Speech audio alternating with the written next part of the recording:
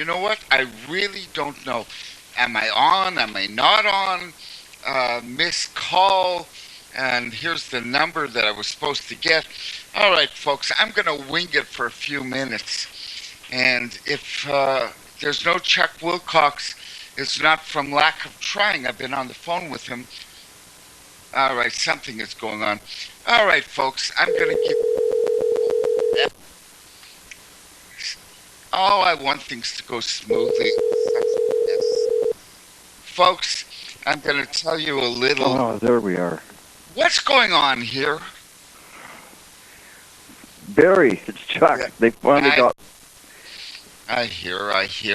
It's so frustrating. What happened there? I have no idea.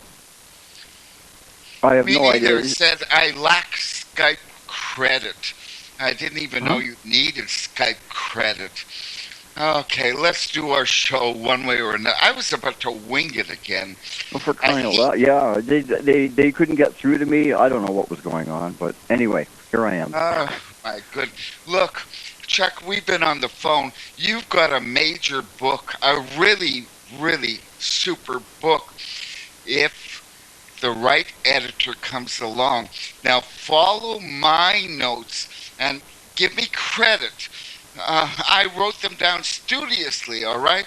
Yeah. Start with John Wilkes Booth, you know, the guy who shot Lincoln and then jumped on the stage. What were his words that he told the audience? Sic semper tyrannis, the South shall prevail, or something to that. Yeah, something like that. Very, very famous instant. Turns out, now follow me all the way to the end. He converted to Catholicism a few months before the murder. Dive into that. Yeah, well, yeah, he when he was traveling around doing his acting thing, right? He wouldn't stay just in the States. He went to Canada as well. We'll get to Montreal in a second. Yeah. It's on my list.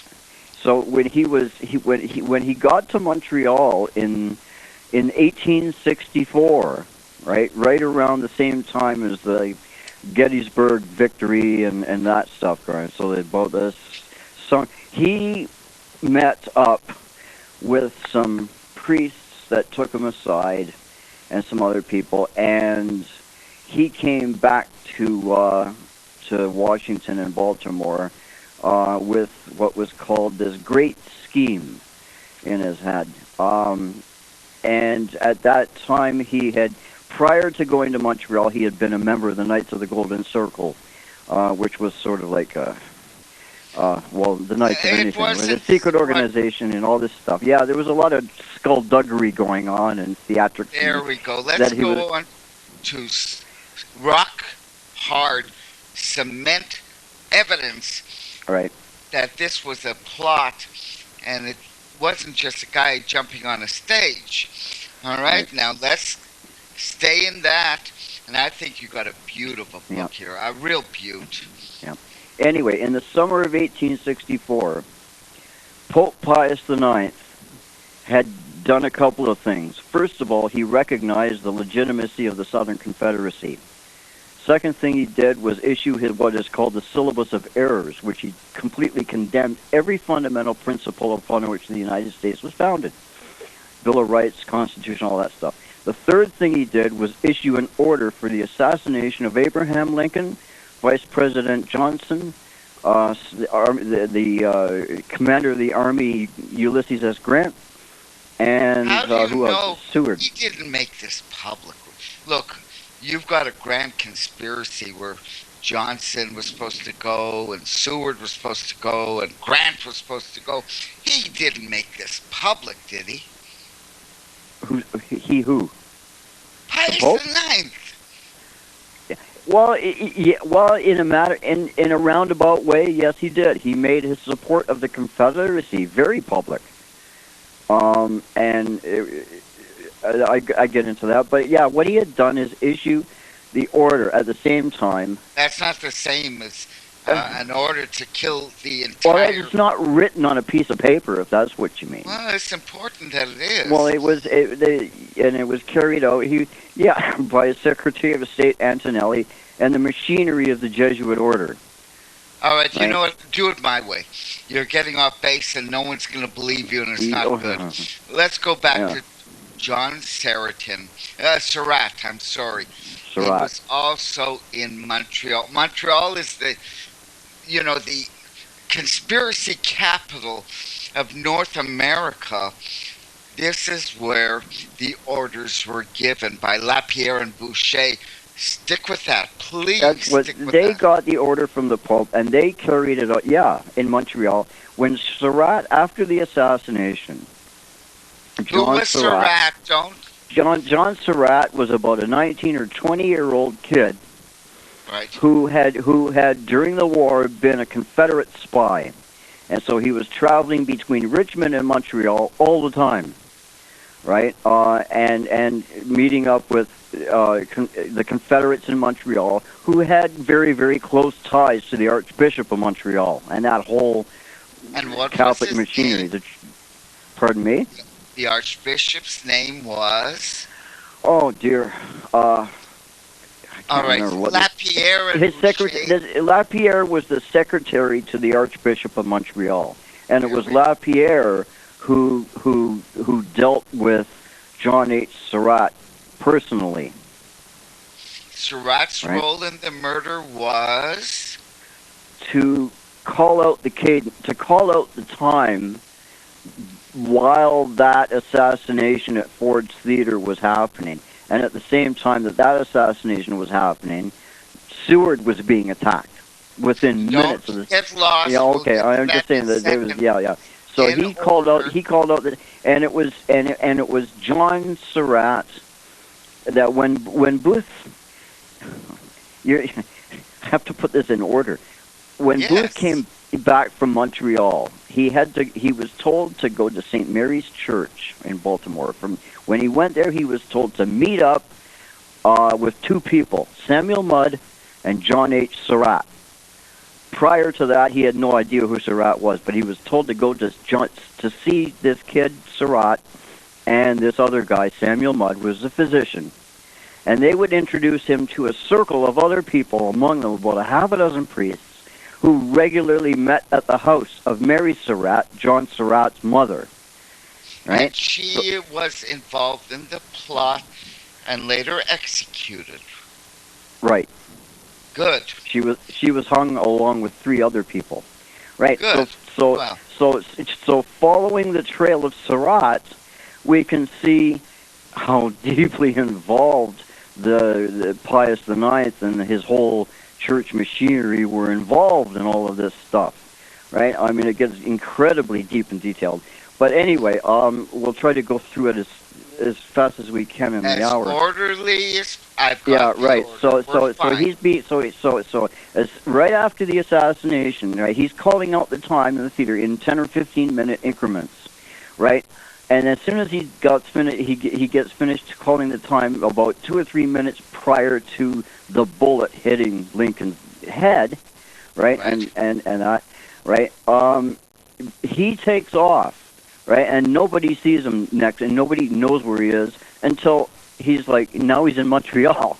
Oh, Yes. okay, well, right? Yes, so he he went to Montreal to meet up with priest Lapierre, and was hiding in Montreal for about 4 or 5 months, right? While everybody in the United States is looking for this conspirator, here he is being squirreled away by the secretary of the Archbishop of Montreal. Well, things were getting a little too hot.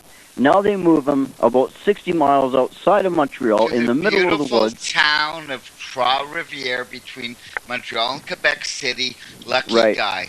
He's in Lucky guy, yeah. Trois-Rivières Right. because And during the that time, church squirreled him to Trois-Rivières. There Right. we go. right. And at that time he wanted news from home, so they gave him censored newspaper accounts, let's put it that way, and gave him very, very limited access to what was going on and all that stuff. They wanted to keep him in the dark. So But finally the they figured. Americans wanted him extradited. they wanted him hung. Yeah, but anyway, yeah, they wanted him back to face some sort of And justice. the Yes, church didn't. I hate to do this to you. You go off on tangents, and really, I you've know. got a great story, a terrific story here. From Trois Rivières, there is pressure now to Right. smuggle this guy the hell out of Canada.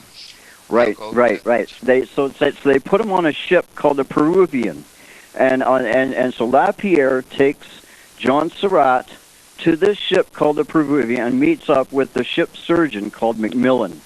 Right, Mr. McMillan is introduced, and they use the name. Okay, now Surratt is going under the name of Watson, I think John Watson, right? And it says that he black stained his face, he dyed his hair and his mustache and his eyebrows, and wore In sunglasses. short, he had a disguise, and he was smuggled to Liverpool. Right. And in Liverpool, he was told, "You sit here, and we will arrange to have money sent for you from the Archdiocese of Montreal for you to continue on your way to Italy," which eventually happened. And he did go to Italy, and he became a member of the Pontifical Zouave Army. Yay. And their duty was to. Enforce the rule of the Pope in the Papal States, which is, Yay. yeah. Okay. So here Yay. you've got John Surratt being protected by the Pope, and he's protecting the Pope with his musket in his hand, enforcing Perfect. papal rule And in Italy. he was the timer of the Lincoln assassination. He And the was basically, Americans yeah, wanted it was him. the time, yeah, more than the timer. He was the liaison between all of them, the priests and him and his mother, basically, were the liaison between the priests who concocted this huge assassination plot and the actual people who were the tools, like Booth and Surratt, and there's about five or Well, six other no, he people. is Surratt. He is Surratt. Don't. Yeah, yeah, yeah, Okay. yeah, yeah, yeah, yeah. But there Again, was one, backwards. He is right? being Yeah, but protected. Oh, gosh. Don't right do it, Chuck. to say that Keep it Booth was in a ringleader order. is wrong. Right, Keep it in order. Don't do that. right, okay, Don't go off in that direction. He is now in Italy. He is being protected by being a soldier of the Papal Zouave by the right. Pope himself. But there's pressure. The There's Americans want pressure. him. Go on from there. Do they ever? So they find out through their transatlantic cables, their diplomatic dispatches and whatnot. The U.S. government finds out that Surratt is now in Italy, right? And there was there was a person there was Henri de Saint Marie, who was also a soldier in the same company that Surratt was in. Now, Saint Marie says that Surratt is now going under the name of John Watson. This is who he really is. I understand that you guys No, want him no. back. There we go. He That's the he next appro- station of the he plot. approached he He's been approached found. yeah, he went to the U.S. consulate in Italy and mentioned it to them. The word got back to the government here and said, okay, well, let's see if we can do something. But here's the problem. Yes. The United States had absolutely no extradition treaty or anything established with the Vatican, which is a separate political power, right? So, So there's not. They didn't. How do we go about it? Well, they there was a lot of stuff that went. I mean, they knew darn well that the papacy was behind an awful lot of crap that was going on throughout the entire war, and they were kind of, how do we handle this, right? Well, we want him back, and they made it known that. And so what Pius IX said through his intermediaries, well, we will give him back to you, provided that you remove the threat of capital punishment. so he goes back to the States and he won't be hanged. That's what they. Yeah, that was the stipulation. We will surrender him to you, provided you promise that you won't hang him. And they said, well, okay, right? And so Right. and right, so and then and so they said, okay, well, we'll make arrangements to come and get him. Okay, well, we'll hand him over. So what do they do? Right, turn right around. They tell Surratt, this is what's coming down, and they make it. They arrange it so that he can escape through like his CO, his like commanding officer of the company that he was in, kind of told him, right? So he's got advance warning that somebody's going to come and put handcuffs on him or whatever and take him away, and and he knows this, and And he's given a and so he jumps ticket. he jumps he makes his escape through Right. jumping down a cliff and almost killing himself, changing his clothes on the way, and he finally he made his way onto a ship that was bound for Alexandria, Egypt. Right. Now the United States finds out what ship he's actually on, and contacts the commander of the gunboat Swatara, whose crew Wait. this guy. Oh, I'm sorry. We were cut off. I hate Oh, technology. Are you still there? yep. Oh, good. In other words, the Americans get word that he's going to be landing in Alexandria, and they arrest him. Yeah. They park their agents right on the gangplank, waiting for this guy to cut him off. And so he's coming down the gangplank, and the U.S. agent says, "What's your name?" Because he recognized him instantly from the description. He says, "Well, my name's Watson." He says, "I don't believe that. I think your name is John H. Surratt. You're under arrest." Good. Now look, this is the first part. We're about to get the three bleeps, which is the cutoff for commercials. Now I know. Oh, you did well. You did well describing a worldwide conspiracy by the Vatican to knock off Lincoln. We'll get to the next stage of the conspiracy. But first, what are we going to do with your information just on this? Just on this. Tell people what you need. I I need help. I need to put this together in a readable book. Like there's an awful lot of information. And No, there isn't. If you get an editor and make it saleable, there's less yeah. than you think. How do people get a hold of you? You could email me, chuckwilcox1 at gmail.com. No website, nothing else? I don't have a website. Do it once again. How will people get a hold of you? And by the way, this is a bestseller. It's remarkable information, and I had spent a long time on the phone with you to get it. You don't have tons of information. You have this information. There was a Catholic plot to bring down America and kill Kennedy in the process. And you Lincoln, revealed Lincoln, it. Lincoln, Lincoln, Lincoln, Lincoln. you know what? Who knows? You're right. Mm, Oh, gosh. Probably Kennedy too, yeah, Yeah, but I I know. never. Hey, don't do this. Yeah, it was a slip of the tongue. Once Yep. again, how do people find you to get this information? I assume you'll split the expenses, whatever. Tell them how to find you. Well, if a publisher wants to find me, then chuckwilcox1 at gmail.com. Perfect. Now, folks, we have got to take shortly a break.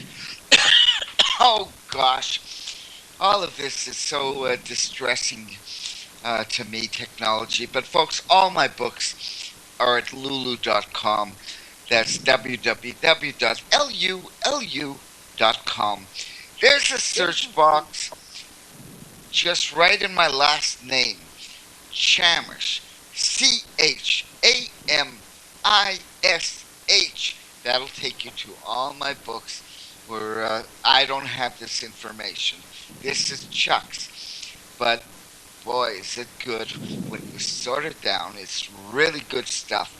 and my website. And by the way, here's my plug. I need help with my website big time. All right. So you can reach me. Oh, my website is barrychamish.com. Or, you know what? chamishba at gmail.com if you can help me out.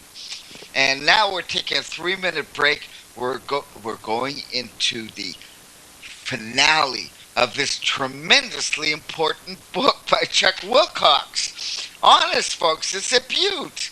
I'll see you in 3. Hang on there, Chuck. Yep. I hear the bleeps, but I don't hear the. Oh, there it is. We're back in 3 minutes, folks, with a really, really.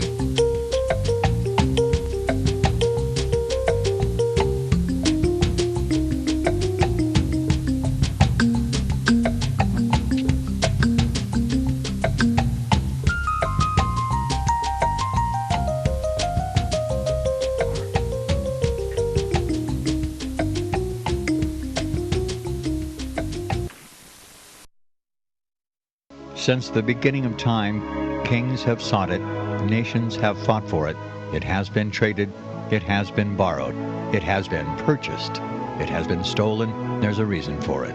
To secure the blessings of liberty to ourselves and to our posterity. Invest with the security of gold and silver. Call Discount Gold and Silver Trading at 1-800-375-4188 or visit discountgoldandsilvertrading.net. Listen to Financial Survival with your host Melody Cedarstrom right here on FirstAmendmentRadio.com at 4 p.m. Eastern or 1 p.m. Pacific Time.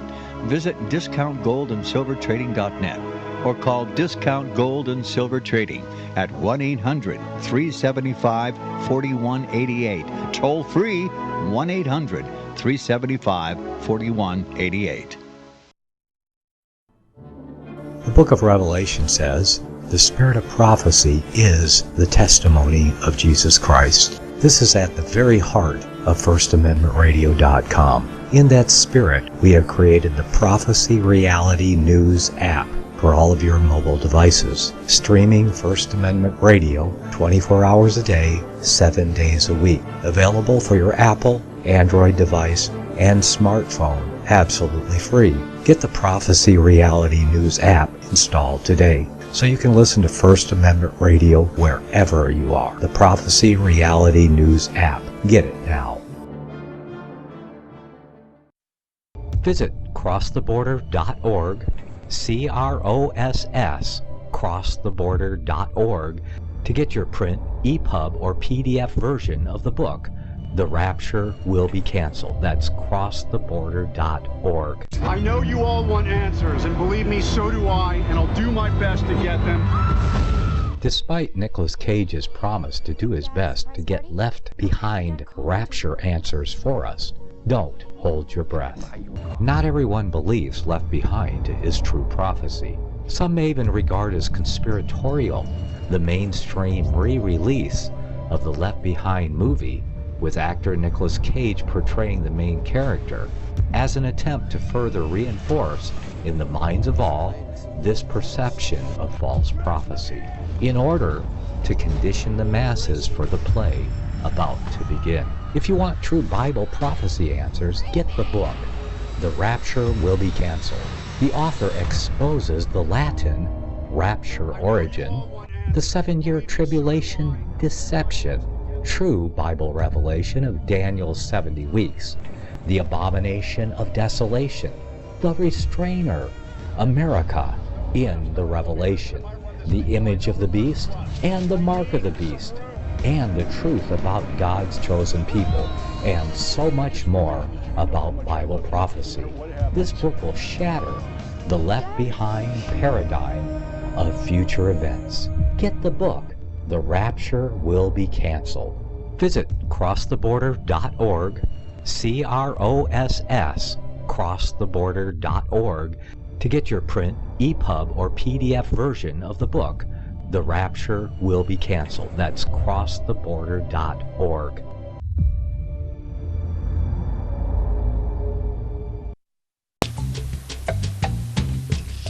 Hey, folks, we're back. One way or another, We're doing it with Chuck Wilcox. By the way, I met him through Steve Stavro. He put out a very, very important DVD. It's called Clear and Present Danger. No, Evil. I don't have any more copies. I have phoned him and asked him to be on the show uh, to promote Clear and Present Evil. It's one heck of a DVD. I don't even have one for myself. And Chuck and I and Eric Phelps, who has also disappeared. I don't know where he went either. Um, that's how we all met. Now, I have my DVDs on the Vatican, and one way or another, we are archived for a whole week. All my addresses and Chuck's are at libertyarchives.com for 7 days. That's it. Now, Chuck, we have now got Surratt in handcuffs brought to the States where he served. Well, he went to court. What happened?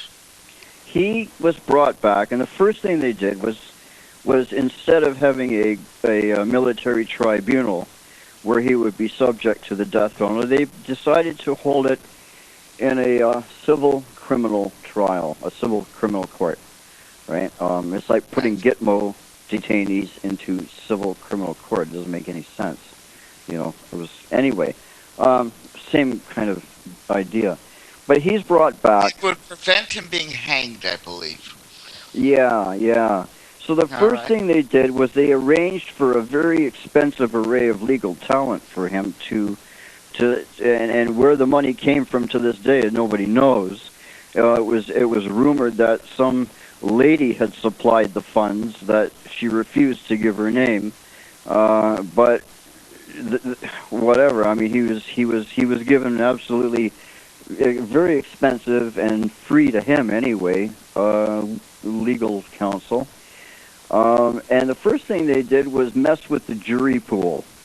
Apparently there's a certain way that jury pools are selected at the beginning of a year where this trial was held, and that was messed with. They wanted, because how was it messed? How do you mess by going along religious lines. What they did was basically stack the deck with more than 50% Roman Catholics in the jury, and then wanted to play to religious prejudices during the trial, which is exactly what they did. And it wound up as a hung jury ultimately, but during that trial, he was visited. Georgetown University was the alma mater. Like a Jesuit stronghold, Catholic, right? Yes, of course. Right. Well, John Surratt, earlier, prior to the war, was going through to be a priest, right? And then the war came along, and he decided to pull it off. But anyway, that's what he was doing by his mother. He was, so he knew the priests.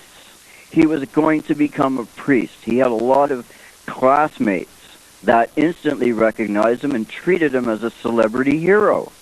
So they're there, and he's watching this from the gallery all through the trial, and he's waving to him and glad-handing and, chumming around and all this stuff. And that was sort of like the atmosphere of his trial. Was that you've got his trial? Just the first of two. The guy gave the order, or at least the timing, to kill Lincoln, and there were two, by the way, trials. The first one was hung. Right. The second one was let go because they forgot to add the words in the charge, was a fugitive. They forgot to put that three-word phrase. Why is that important? Because if he's not a fugitive, they've got no grounds to do much of anything. So anyway, that was a legal thing that they played. They forgot to add the words that he was a fugitive from the law, and on that basis, they had to basically that's it. We can't charge them again, right? There's like this double jeopardy thing or whatever it is, right? You All right, a can't do legalese point here. legally In a other legalese point. words, In other words, what he was got his off life scot like, free. and how was he living for the rest of his life? He did lectures. He grew up to be. He died in the early 1900s. He grew up to be in his 80s, right? And he was buried in Maryland, I think. But anyway, he did lectures, and I guess he sold a book or whatever. But that's how he just kind of, nobody gave him much notice, after that, and he just lived out his life, and Now that was let's it. go to the grand conspiracy. And by the way, Chuck, we're doing this well. Now, this next part, you have to slowly and logically explain that there was a Lincoln wasn't the only one ordered dead. You have Right. someone named Powell who was supposed to murder Seward. You have someone named Atzerodt who was supposed to murder the Vice President Johnson. And you have someone named Harold who was supposed to murder Grant. Right. All right, now let's go through this. Okay. There were several meetings that took place at the Surratt House with priests. There was at least a half a dozen Jesuit priests in the neighborhood. The top one being Mary Surratt's personal confessor, Bernard F. Wiggett. Under him or beside him were a priest in Charles Stonestreet, whose name and picture are at the Georgetown These are University. conspirators who were hanged. Let's not get lost. Okay, the conspirators themselves, right, met at the House of Surratt along with the priests. Right, the priests were the ones that came up with this whole great big plot, and so Did they belong to they wanted. any order? Pardon me? Did they belong to any Catholic order? The Jesuits. Thank you. You're welcome. No problem. Right. And this was this whole big scheme of wiping out the government. It was reminiscent of the gunpowder plot. Now, we won't get into that. I mean, but I'm we sure won't. We're going to stick with this. Yeah, it's the same idea though. Wiping out. Yeah, it's the same idea. Wiping out the government because you don't agree with them. Anyway, and that was it. So they got this group of people together under the tutelage and inspiration, like the priests, who were guiding them and giving them absolution and telling them everything's okay, that the killing of a tyrant is no murder because our church fathers say so, giving all kinds of religious reasons from saints like Thomas Aquinas and Saint Augustine, all those guys. All our church fathers say that what you're doing is a great and holy work, right? So this is what they believed, right? And now, so you've got Powell. Obviously, this was a failed conspiracy, so let's go into Lewis Powell also went under the name of Lewis Payne, Payne, and he was supposed to have murdered Secretary of State Seward. So he went to Seward's house the same evening that Lincoln is being killed in Fort Caesar, that same hour. Right?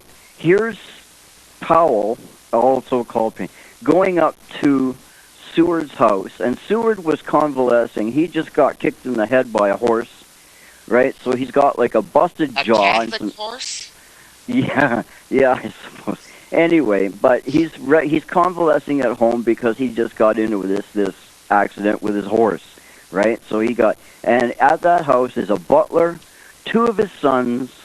I don't know if his wife was there or not. And here he is upstairs in his bedroom, lying down, trying to get better, right? Right.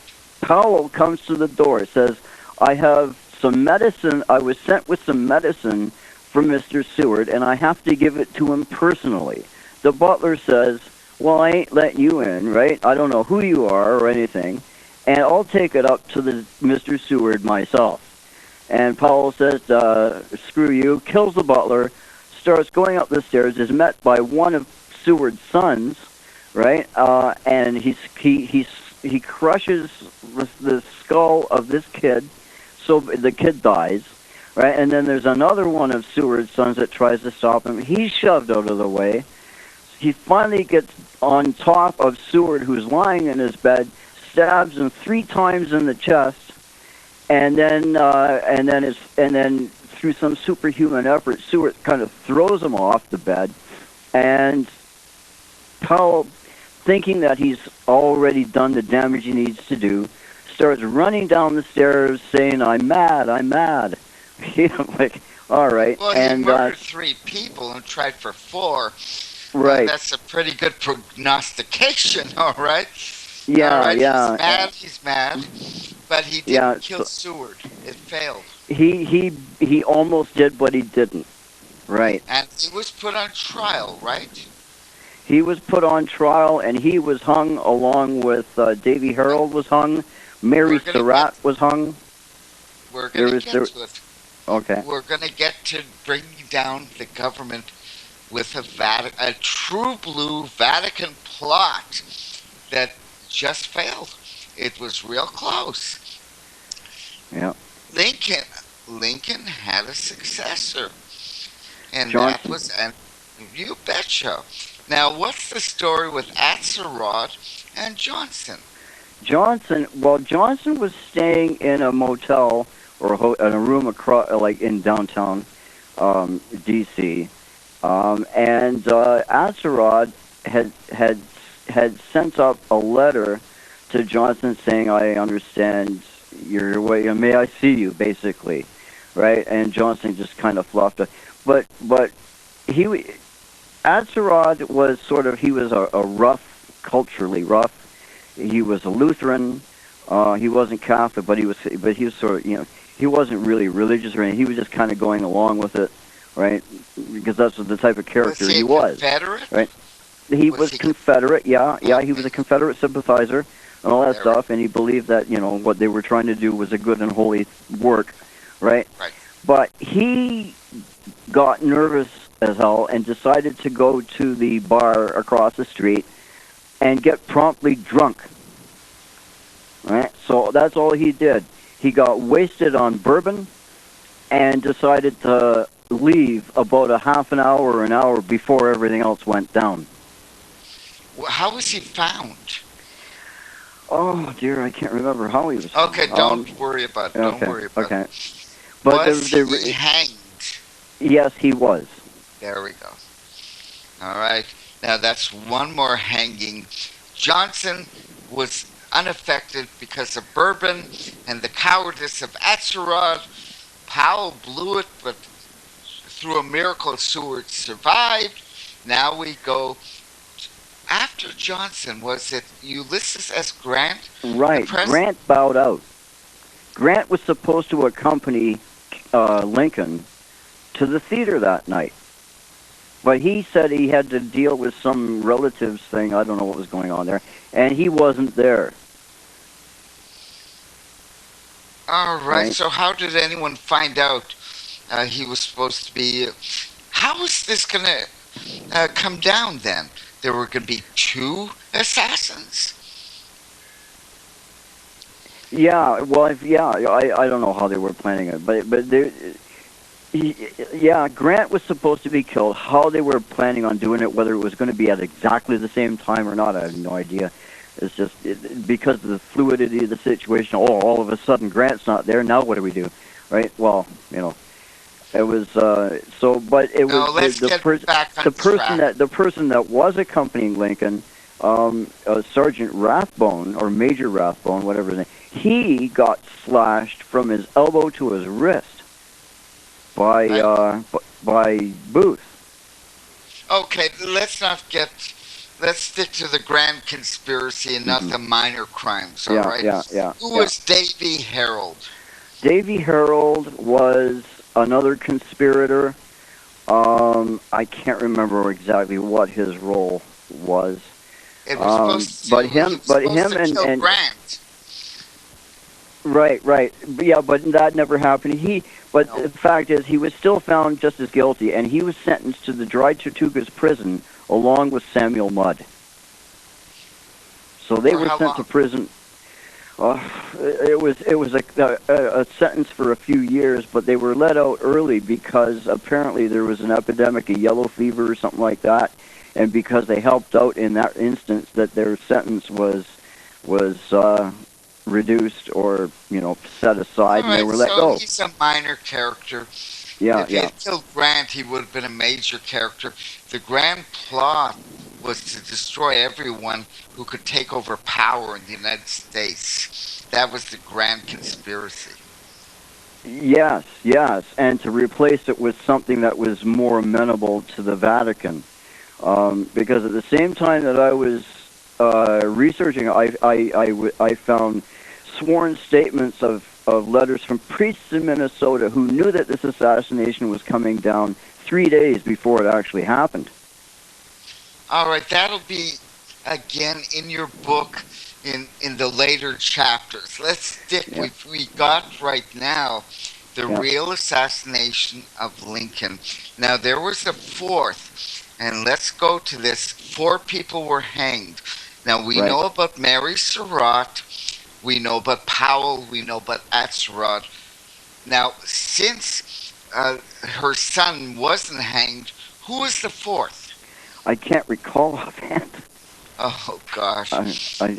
All right, you've done very well, but when you meet with the editor, recall. Yeah, Okay? yeah. Now, this was the conspiracy. Somebody did not want the American government to continue. Who was that and why? That was the Jesuits, but it was also the Pius the Ninth. Pius the Ninth didn't want it be. That goes. Oh, that's a whole backstory in and of itself, and it Well, goes it all the way. seems to be the plot. Well, If you're looking for someone, their remedy became that assassination plot, but their animosity to the existence of the American government goes all the way back to the founding of the country. So it's all right, folks, we're gonna stay on this, yeah, and yeah. we're gonna return to this.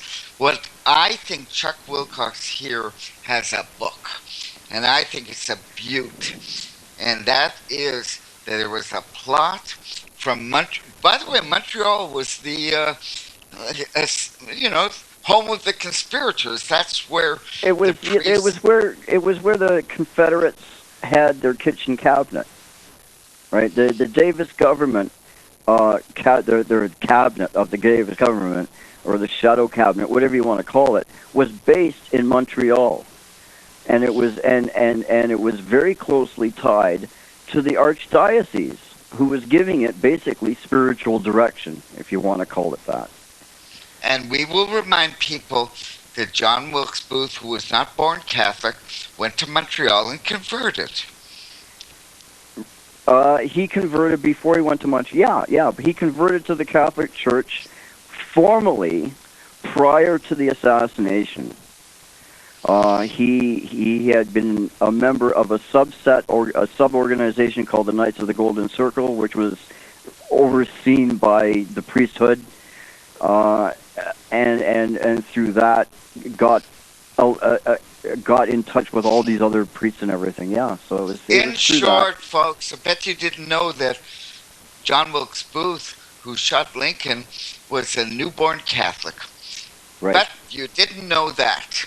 And to me, that's tremendously, tremendous material for a popular book. All right, now we go to John Serrett, who was also in Montreal after, again, this is from Chuck. He was in the theater and he was giving, what do you call information? You're not the assassin, but you're an accomplice. All right, leave it at that. Yeah. All right, Yeah. he was Yeah. an accomplice in the theater, and he was protected in Montreal. All right. Was he ever? Well, all right, go. You know what?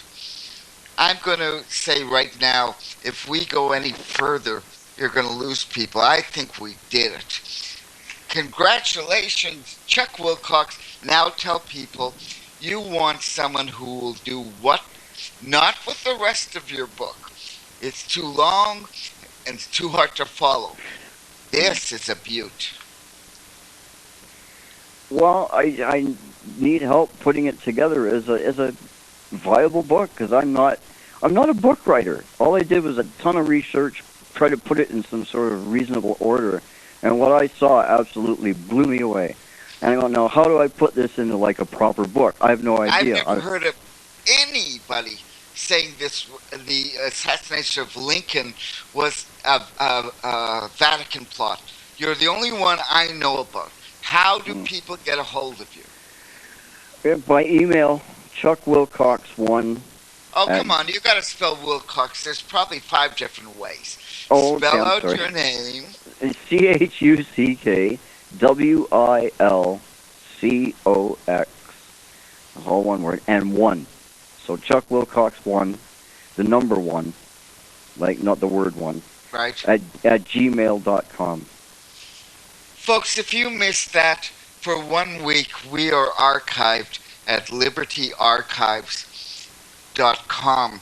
Now, what scares me is to look, what you're talking about, the Americans knew all about Surratt.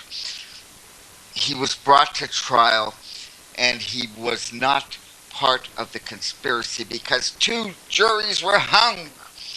That's very, very essential stuff. Mm. Yeah, I've got all the everything from the U.S. archives that I was able to pull, all of the diplomatic dispatches, all that stuff. It's so detailed, like oh my God, it's just All a right, lot folks, of stuff. we are plugging this, and if I wasn't getting old, I would actually sit down with you, but you need a young man to do this. This is a book that requires a young man, and ChuckWilcox1 at gmail.com is how to get a hold of him. I'm going to give myself a final plug. I'm afraid to, you're a very nice guy, but you tend to go away from your main subject. This is your main subject, and it's as a conspiracy book goes, this is a beaut. All right. Thank you. But I wanted to get into the motivating factor. Like, why would Pius IX do this? Why? All right, go into it. And so what's that's the motive? The motive? Yeah. The motive goes towards control of world government, ultimately. And when the United States came into existence with the Bill of Rights and the Constitution, it just freaked the hell out of the Vatican and the monarchs of Europe. They saw their own demise if the popularity of that concept of bottom-up government ever became popular. They wanted top-down government. They wanted monarchy. They wanted autocracy. And the United States was just the exact opposite of that. So they had to put it down by any means possible. Right? So that was the motivating factor of what Pius and I did. There was a whole lot of crap that built up to that over a 40-year period, and we are still suffering from the ramifications of it to this day because their mindset hasn't changed one iota. Not one bit. And I'm going to ask the last question. Didn't these guys like presidents and vice presidents believe in security? They just went to the theater and anyone could walk into their loge and shoot them?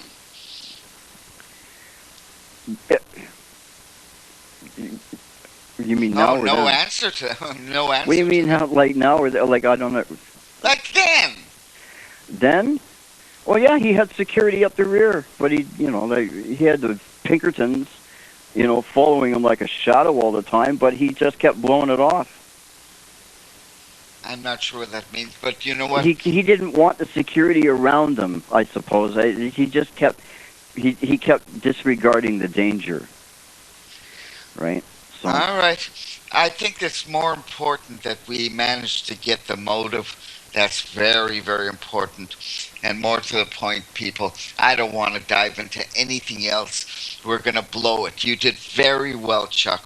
All right, I'm going to plug me for the last time. I'm afraid to take this any farther. I think we did it. Whew! I think we did it. I'm at all my books are at lulu.com. That's www.lulu.com. Just write in my last name, Chamish, Chamish. And I have a Vatican DVD. Uh, oh, heck. ChamishBA@gmail.com. I'll send it to you. And Chuck, I hope you get someone to answer your call. Thank you, yeah, Chuck. you're welcome. This was a real good interview. And folks, we'll see you next week. And yes, I can operate my printer and my Skype. Only 1 week to figure that out. Good night, all folks.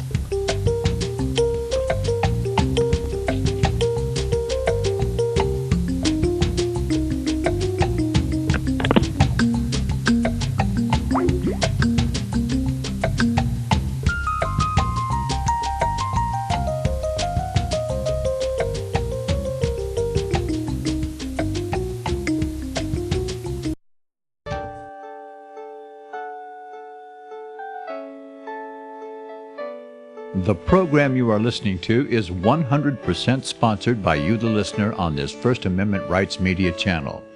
You will notice that there are few commercials on this radio network. There's a good reason for that.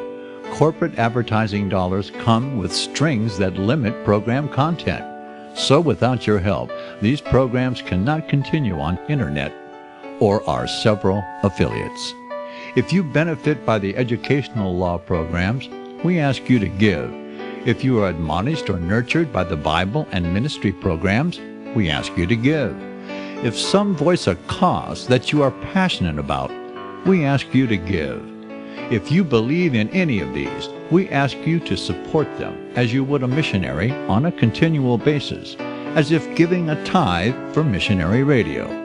These programs are not commercially viable and must be supported by those faithful to the cause of truth. Look for the button to sponsor your favorite programs at our listen and schedule pages on the internet. Then, when you subscribe, we will send you the last quarterly MP3 CD of that program immediately, and continue to do so with each new quarter. We will also give you unlimited archive access to all of our programs. We're asking you to give much less than a tithe, so that you may also send support directly to a particular program host, cause, and anywhere else the Spirit may lead you. Do all to the glory of our God and Creator, for His holy nation, the only kingdom that will last forever. Thank you for listening.